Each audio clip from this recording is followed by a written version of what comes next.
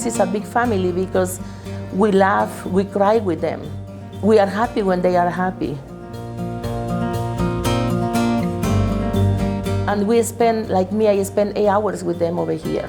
I go to my house only to sleep. And I miss this place when I'm off. You have a bond with them. Because I think if you don't love them, you cannot be here. It's something that it comes from your heart.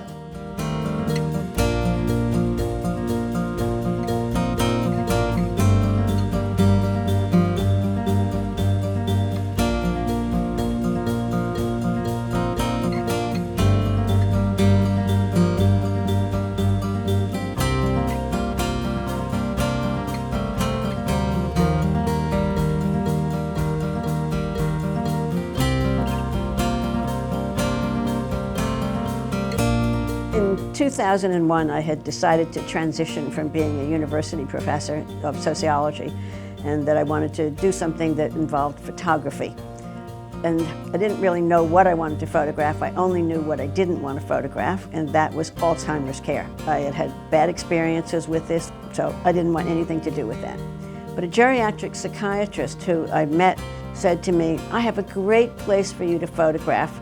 It's the best Alzheimer's care I know anywhere, and I'm sure they're proud of what they do and they'd love to have you there. Meet me tomorrow morning." Well, you can imagine how thrilled I was about that, but I said, okay, she'll find me another place if I just go and I'm polite tomorrow. So I went to Silverado Senior Living on a Saturday morning, and within 10 minutes of walking in the door, I said, I'm spending the rest of the summer here. I walked around and I thought, what is this? They're not sitting in front of the television. They're dancing, they're singing, they're doing art things, they're talking to each other. They've got somebody who's talking about the news. I said, they can't have the same disease my grandparents did. It just challenged everything that I thought that I knew about what was possible, and mostly I thought was what was impossible about care for people with dementia. And it showed me a vision that was so different that I decided I needed to share it with other people.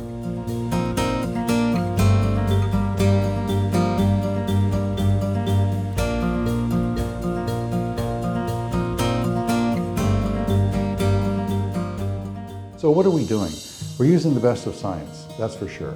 We're using the best of nursing care. We're using the best of psychological and philosophical tools to work with families, and you know, all of that's coming together. But what is missed, you know, throughout healthcare, because there a lot of groups are afraid to discuss it, is the spirit. The spirit is the most powerful resource any of us have to work with. And it's more powerful than any medication, and it all comes from love. I can understand the perspective that it is odd to use the word love in a corporate setting. There are a lot of CEOs who just simply don't use the word love. At Silverado, it makes sense. Love is greater than fear is an incredibly powerful concept, and because it uses the word love. And love is the most powerful word I know of in the English language. It is so powerful, it scares most of us. And, you know, and we don't want to use it, except maybe in very close relationships with our family. Folks are pretty simple in what they want. They want to spend time with each other. They want the engagement. They want the good food. They want the kids, the laughter, the fun. We've just created an atmosphere where love can thrive. I mean, it sounds like it is too good to be true, but the residents are showing it every single day that it's real. And where it starts is just everybody's heart is in the right place. And we're there to care, and that's what you're going to find with every associate here. We hold their hands, we sit with them, we pay attention to them, and we're present in their lives. And it's one of the most important things that our associates can give is our time. It's very common that you'll walk through the halls and see a laundry attendant who's dancing with a resident, or our residents in the beauty salon with caregivers who actually have time in their day to put on makeup with the residents and do their hair. A family member doesn't have to come to Silverado every day to make sure that their loved one's getting excellent care. Our family ambassador continually tells us as family, we are here to care for them so you can live your life. And that was hard. I mean, I've been married to my husband now 56 years. I didn't have a life by myself, so I didn't even know what that looked like. We all think we should be taking care of our own family members, and we can't help but going through a little guilt if we're not the ones doing that. I still wanted to be that caregiver for at least the first year, but now he's contented, he's cared for, and I don't have the guilt anymore. Seeing the families over a period of time develop trust with us, and then families will say in support groups, I'm enjoying my loved one again. You guys are doing the tough stuff with them, and now I can just enjoy my time with them again. Silverado comes to be home for people. It's not just a new address, it's not just where they move to or where they're placed, but it becomes home, and it becomes home, as I've seen it, for residents and for staff members as well. So we're looking at, and I thought when I saw this sign of love lives here, I said, well, that's true, and it's a wonderful statement about what's here. But this is the bus driver. I mean, it's everybody from the people in the kitchen to the top administrators who just exemplify what wonderful caring is, and it's so genuine, and you just feel it in everything that you see. Our approach isn't strictly medical. We look at, of course, the medical background, but the focus of what we do is engagement as well as the psychosocial aspect of somebody's spirit. So it was really important to us that, first thing, we wanted to make sure that it in no way seemed like a medical facility, which is hard because medical is really important to us. We have 24-hour licensed nurses around the clock, and so medical can tend to creep into an environment. But we try to hide it. So we make sure that we don't see the medical equipment. It's put away, so it's available to our nurses, but not that people are going to see it all the time. We want to provide that excellent care, but we don't want it to be visible. We want it to be like a home and feel like a home. Silverado, the whole environment is their home. So if you're a nurse at Silverado, you may have someone who was a nurse in their past life. They might stand next to you when you're having a meeting with your other nurses. We've had some CEOs that love to sit and help our administrators manage their staff. He gives us all a raise, and then when he's unhappy and when he's having a bad day, we all get fired. But then every day is a new day, so the next day when he comes again, depending on his mood, when he's happy with us, he joins us for the meeting, when he would have a bagel with us, and we're all rehired and getting a raise. So. People here that reside at Silverado, they're made to feel as though they don't have a memory impairment, and they're made to feel as though they're part of something bigger than themselves. We involve the residents in our activities, so if somebody knows how to cook, because we have some people that were chefs, so if you just ask them for help, they will get up off the wheelchair and help you. So everybody has a purpose, and everybody develops more meaningfulness by living here versus living at home.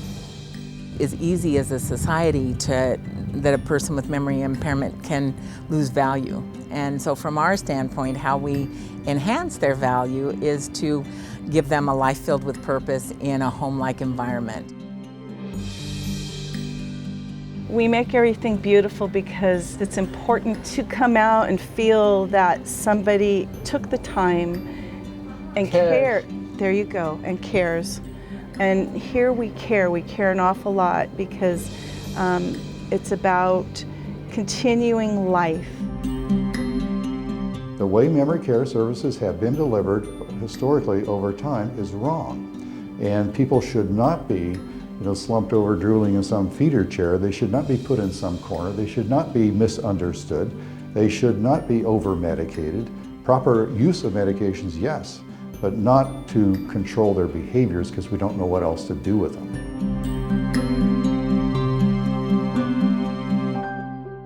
The first thing we do when somebody comes in is evaluate their medications and see, is there anything we can take them off?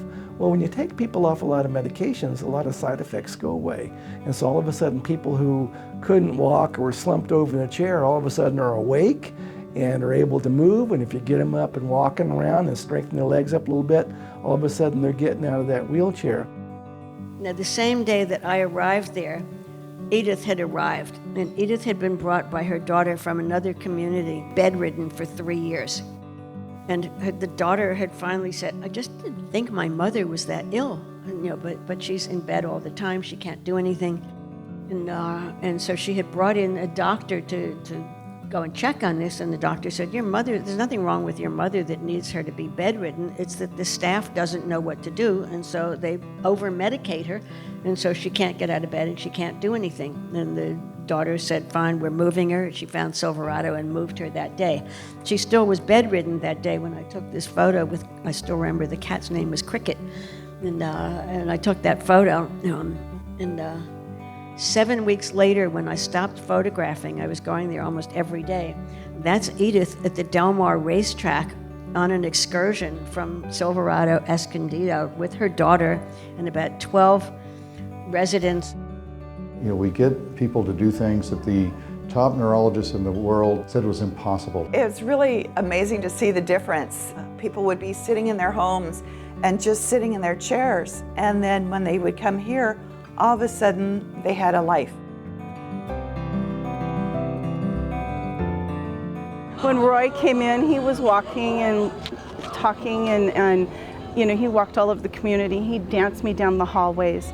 And then slowly he progressed to a wheelchair. And, you know, one day a caregiver said, let's get him up. And he can't stay walking too long, but when the music comes on, he loves to get up and dance. And he will dance for a long time. And he'll hum and sing the words. And we may not understand, but his life would have been different had he stayed in that wheelchair the rest of his life and never gotten out. Well, company-wide, we have about a 30% reduction in psychotropic medications for controlling behaviors. We know that because we measure every psychotropic medication that's given throughout Silverado's 2,000 plus residents today in 30 locations over 6 states. Nobody asked us to do that. There is no requirement to do that. We do that because that's one of the tools we need in order to enhance quality of life. Another person who was very important to me was Hilda. Hilda didn't remember where her room was. She didn't remember whether she had a husband who was living. She didn't remember whether she had children. She rarely remembered whether she had had lunch even 20 minutes after that. She told me she was lonely and asked me if I would be her friend. And the day that she asked me to go to the beauty salon with her, she clearly didn't remember who the person in the mirror was that was looking at her. That was Alzheimer's as I knew it. But this was also Hilda, and Hilda had been asked about, Hilda's children had been asked about what her interests were when she came in, and they had said she loved playing the piano. She brought her baby grand piano with her. It was put into one of the lounges, and the spinet was moved to right near her room, so that every time she went from her room to any place else in the community, she would pass the piano, and several times a day she would stop and start playing, and she could play between 200 and 300 songs and sing all the words from memory. There was never a piece of sheet music there. And if anything taught me something about looking for the capacities that are still there instead of looking at the things that have been lost, it was really Hilda. We do think that we can slow up the progression of the disease with stimulation. Always love our residents to get out. Restaurants, ball games, everywhere. Just making the day a fun day is what our goal is. The memory might go, but the feeling, I believe, remains.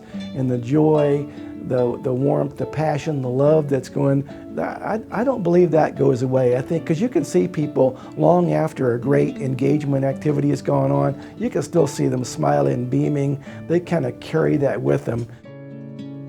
We invite the staff to bring their children to work because intergenerational programming is very effective for engaging some people in life that are reached by children. I have 5 children that I have raised in these hallways at Silverado. They have learned how to accept and be compassionate to the seniors that are aging in a different way. Silverado kids, from early age, they spend time with residents, they play with them, they laugh with them, they talk with them, they dance with them. And the residents, that's like beaming and bringing back, I know, amazing memories to them of their own kids and their own lives. We encourage our residents to bring pets with them from home, whether it's a cat, a dog, a bird, a fish, a turtle, whatever it may be. Something that is their constant something that represents unconditional love, something that they get to care for, that loves them just as much as they love that pet. He just came with me when I moved here. Didn't you? That's why he's in my room. They really get a joy of having our animals here. Our animals are able to walk around the community. Residents stop to pet them and talk to them. Well, yes, you're a pain in the butt. Yeah. We can give residents a sense of responsibility by helping groom and feed, and they got to be walked, and they got to do all those kind of things. And in fact, I know we have success when a resident says to me, I can't go on the 3 o'clock outing because I got to walk the dogs. Then I know that, yes, that's it. That's that sense of responsibility that I'm looking for. They also give us a way to do it in an age-appropriate way, because to me it's been really important. I hate people with dementia treated like children. I've always hated that. Nobody's called honey or dear or sweetie or the woman in 127. They're Dr. Jones or they're Mrs. Corolla or they're Hilda or they're somebody. So you know who people are and how to honor who they were. Devaluing residents, having lower expectations for residents, treating residents like they're incompetent, or treating residents like they're children has such a terrible effect on them because our residents live up to or live down to our expectations. That is one of our standards, that we keep age-appropriate possessions for our resident. This isn't a place of child care. You know, long ago research found that if you had people with memory impairing diseases and they got good china and good glasses, that there were fewer behavioral problems at dining times. Oh, dinner. Good. Excellent. Make it better. Yeah. Things that are difficult for a resident to do, such as getting bathed, getting their hair done, all those activities of daily living that are very scary to them. They've set up the environment where it's a positive, normal environment to go to the hair salon, to go to the spa. Normalization leads to a better quality of life and better outcomes. The success for us to change people's lives revolves around the staff. So the buildings that we have, the amenities that we have, that's really icing on the cake. I don't choose a community based on the furniture. I help families choose a community based on top-down philosophy, mission, purpose, and how they will work with my patient. Very loving, very dedicated staff they have here. Well, she has two of the best caregivers that I could possibly think of, and she seems to be so very well now, and I believe it has a lot to do with the caregivers here. I've never seen eyes roll. I've never seen, I would have done that. They just cope with it brilliantly.